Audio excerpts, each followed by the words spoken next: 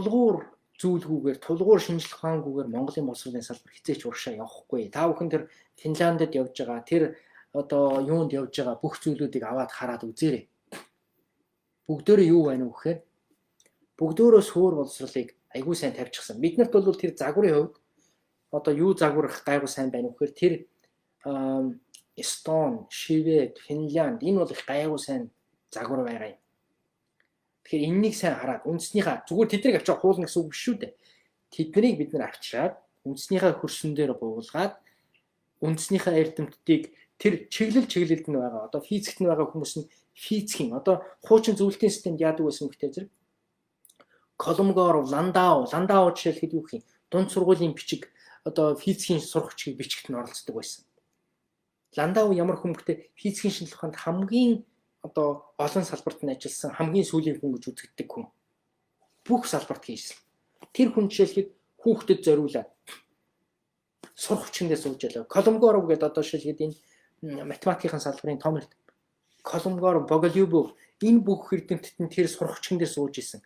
Тэр одоо хуучин социалист системийн хамгийн сайн тал нь юу байсан гэвэл нийтийн боловсролыг бүх хүнийг одоо философийн боловсралтай бүх хүнийг энэ талаар боддог шинжлэх ухааны мэдлэгтэй болгох тал дээр айгүй анхаарч ирсэн. Тэр нь сайн тал байсан байхгүй юу? Тэр ч утгаараа хэдий эдийн засгийн хувьд хуучин социалист системийн улс орнууд эдийн засгийн хувьд бол барууны улс орнуудтай өрсөлдөх ямар ч боломж байгаагүй. Тийм чадамж нь байгаагүй. Тэгсэн хэрнээ шинжлэх ухааны хувьд нэлээд гайгүй сайн төгж очсон байхгүй юу? Төгж очсон. Яагаад гэвэл зэрэг одоо тэр хүмүүс нь яасан? Одоо хуучин Оросоос бол ерөөсөө brain drain гэж юм болоод бүгдээрээ баруунд гарч ирээ суудсан. Баруунд гарч ирээ. Яагаад гэвэл энд чинь шинжлэх ухааных нь нөгөө санхүүжилтийн сайн ажил хийх боломжууд нь байж гин, том зах зээл байж гин. За бид нар ийм зүйлийг хийх хэрэгтэй. Би Монголд очиод тэнд одоо улс төрдөө ороод юу хийх хуралд ороод энэ зүйлүүд яриа суух хэрэгцээ шаардлага надад байхгүй. Яагаад гэвэл зэрэг энэ дэлхийн зах зээл дээр гарч ирээд Монгол хүн бас өрсөлдөх боломжтой маа, энэнийг чадах хэрэгтэй маа гэд энийг хийх чадна гэж бодоод энд сууж байгаа байхгүй юу? Чадна гэж үзээд чадах гай сууж ийн, болж ийн. Тийм үү? Тэгэхээр зэрэг ийм хэсэг хүмүүс нь байх хэрэгтэй. Тэр эрдэмт одоо манай тэр ган төмөр нь байна уу? Баяр бадрах нь байна уу? Одоо NASA-д ажиллаж байна. Ган төмөр тэр Микелд байна, тийм үү?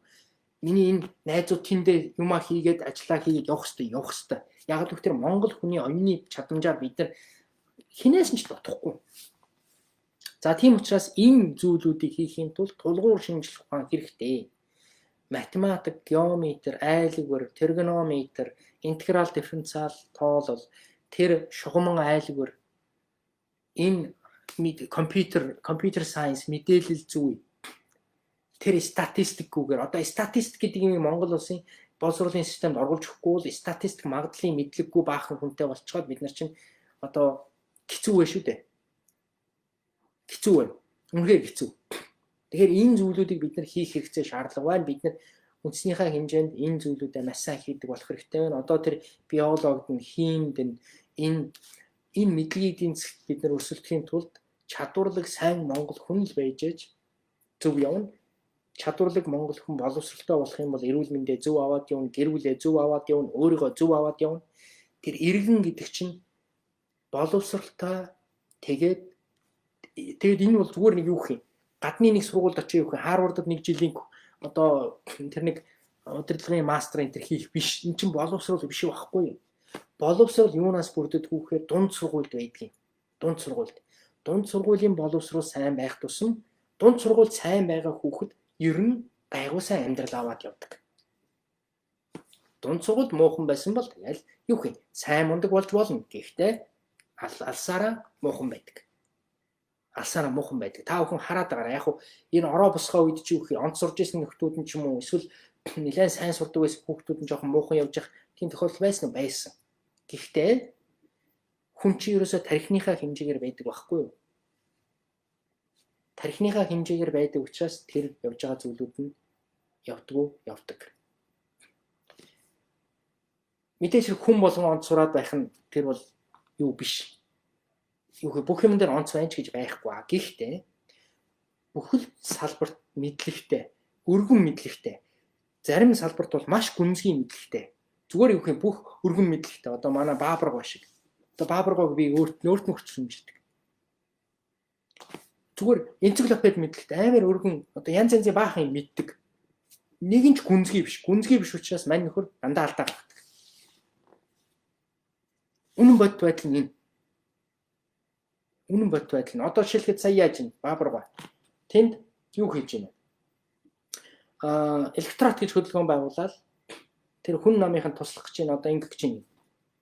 Мань нөхөр бол мэдээж хэрэг би тэрнийг одоо юу гэх юм? Баабаргаг хүн намынханд тэр энд гарч ирж байгаа шинэ залуучуудад ус олъё гэж тийм хийгээг байх гэж бодож ойлгомжтой.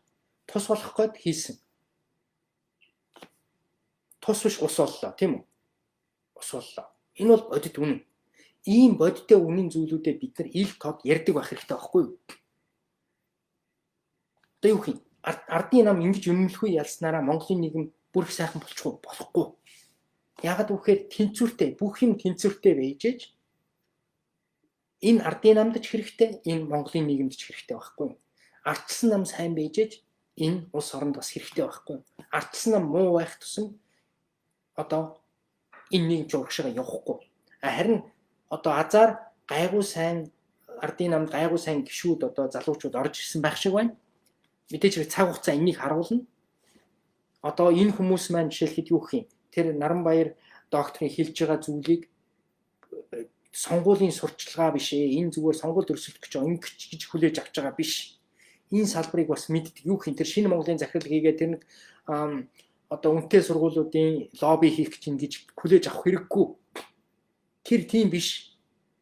Энэ хүмүүсийг зөв талаас нь хүлээж аваад ярилцаа тэр мэдрэлцээний зохион байгуулад одоо би жишээлхэд тэр асуурын гавь гишүүн, дамдын нэм гишүүн, учрал гишүүнд тэр амар сайхан гишүүн бүх гишүүд нь хандаад хэлье.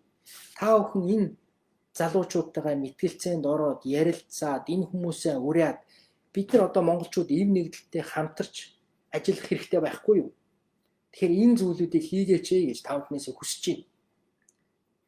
Тэгээ Кембрижд бид нар мөнгө ойч та бүхний ярьж байгаа зүйлүүд зөв зүйл байна уу? Байна. Тэр сонгон хайрхны одоо юу гэх юм? Толгойтод байж байгаа хүүхэд сайн боловсролтой болох хэрэгтэй юу? Учир л гişүүн ярьж үлээ. Тэр зөв болох хэрэгтэй. Тэр хүүхдийг зөв болгохгүй сайн боловсролтой болохгүй бол яах вэ? Монголын нийгэмд энэ одоо ялгарл энэ тэнцвэргүй эрх юугүй баян хоосны ялгаа нь улам л ихсэн. Тэгэхээр энэнийг багасгахын тулд бид нар боловсролын системээ маш сайн болгох хэрэгтэй шаардлага биднэрт байгаа. Энэ ялгарлыг бид нар багасгах хэрэгтэй. Энэ одоо баян хоосны ялгаа ихсэх тусам нийгэм маань тогтворгүй болно. Бид нар цөөхөн хүн амтай, цөөхөн одоо эдийн засгийн чадамж маань бага ийм болохоор бид нар эдийн засгийн чадамжаа сайжруулахын тулд бүгдөө жигдхэн боловсролтой сайн болох хэрэгтэй. Боловсрол сайжраад ирэх юм бол бүх юм сайжраад ирнэ. Энийг хийхин тулд одоо энэ дээр жишээлхэд яг коронатай холбоотой нэг чухал асуудал байна. Одоо манай боловсролын яам улсын онцгой комиссын ийм шийдвэр гаргаж штэ. 2 өдрөөр хичээлээд, 3 өдрөөр хичээлээд, богинохон цагаа 30 минутаар хичээлээд. Ийм зүйлийг гаргачихсан. Манай улсын онцгой комисс шийдвэр. Энэ зүйл чинь болдгоо байхгүй юу? Ийм дэмий юм ерөөс хэрэггүй. Корона дээр бид нар юу байна? COVID-19 дээр. Бид нар голомт талдуур алга байна. Монгол улсад. Хилээ бид нар гайгүй сайн хянж чадчихээн. Одоо бид нар чинь голомтод буюу дотроосоо халдвар алдахгүйгээр бид нар хэдэн сар байчих. Одоо 9 сар болох гэж штэ. Тэгэхээр бид нар зүгээр л одоо энэ дулаан, уран дулаан одоо энэ 9 сараас 12 сарын их хүртэл ч юм уу. Энэ бол одоо харьцангуй гайгүй үедээ зүгээр л ном журмаараа хичээлэх хэрэгтэй байгаа байхгүй юу? Тэр сургуулиуд нь тэр одоо юу гэх юм цэвэрлэгээ энтрээ сайн хийх хэрэгтэй, агааржуулалтаа сайн хийх хэрэгтэй. Анги дүүргэлтийг одоо юу гэх юм 35-аас доош байх хэрэгтэй. Одоо бид нар 50-60 хүүхэдтэй анги дүүргэлтийн чинь тэрнийг бид нар юу 25-аас байлгана гэж тэгж үлгэр яриад хэрэггүй байхгүй юу? Бод байдалтайгаар бид нар нийцсэн шийдвэр гаргах хэрэгтэй. Улсын онцгой комисс маань тэрнийг та бүхэн одоо шинжлэх ухааны үндэстэй иймэрхүү зүйл дээр битгий ийм одоо нэг хоёрын хооронд шийдвэр гаргаж байгаа чи. Одоо энэ дээрээ зүг хичээлүүлгээр хичээлүүлээч. зүгээр ном журмаар нь одоо яагаад одоо шилхэд юу хий нэг онлайнаар нэг ийм хийн гэхдээ яаж юм ихэнх хүүхдүүд компьютер гэртээ байхгүй. Гэртээ компьютергүй хүүхдүүд яаж онлайнаар хичээл авах вэ? Тэгэхээр зэрэг энэ бид нар чинь нийгмийн одоо байхгүйгийн зөрүү одоо жишээлбэл тэр юу хий нэгдүгээр ингээд одоо бид нар чинь хүүхдийн боловсрол хамгийн чухал юм байхад бид нар яаж юм одоо нийслэлийн засаг даргын хамгийн газраас юу гэсэн юм арч нийслэлийн засаг дарга чинь компьютер тоглоом PC тоглоомын газруудыг шат дараатаагаар нээх гэж. PC тоглоомын газрууд бидний бар ресторанууд бар шөнийн цэнгэний газрууд бидний гол зүйл мөн үү биш. PC тоглоомын газар бидний гол юу биш шүү дээ. Тэнд яг хуу тэнд мөнгө олдог лобби хийдэг улсууд нь байж хичээлээ тэр хүүхдүүдэд аль болох юу гэх юм анги дүүргэлтийг багасгаад нэг багшид нэг 30-аас доош 35-аас ядаж 35-аас доош хүүхд өгөөд зүгээр л ном журмаар нь хичээллүүл. Ингэж одоо жонхоо зурх ямар ч хэрэгцээ шаардлага байхгүй. Боловсролын шин сайд энэ дээр одоо тэр улсын онцгой комисс энийг сонс. Ийм хэрэгцээ шаардлага биднэрт ерөөсөө байхгүй. Голомтод халдвар гараагүй байгаа тохиолдолд бид нар энэн дээр ингэж одоо өөрөө өөрсөндөө зовлон удаж хүүхдүүдийнхээ боловсролоор тоглох хэрэгцээ шаардлага байхгүй. Тэртээ тэргүй биднэрт голомтод халдвар гарсан тохиолдолд намар яах хэрэгтэй? Шууд хатуу карантин байх хэрэгтэй. Хатуу карантин байх хэрэгтэй. Тийм учраас бид нар одоо гараагүй байгаа боломжоо ашиглаад аль болох сайн хичээлүүдэд чанартай сайн урт хугацаагаар нь сайн оруулах хэрэгтэй.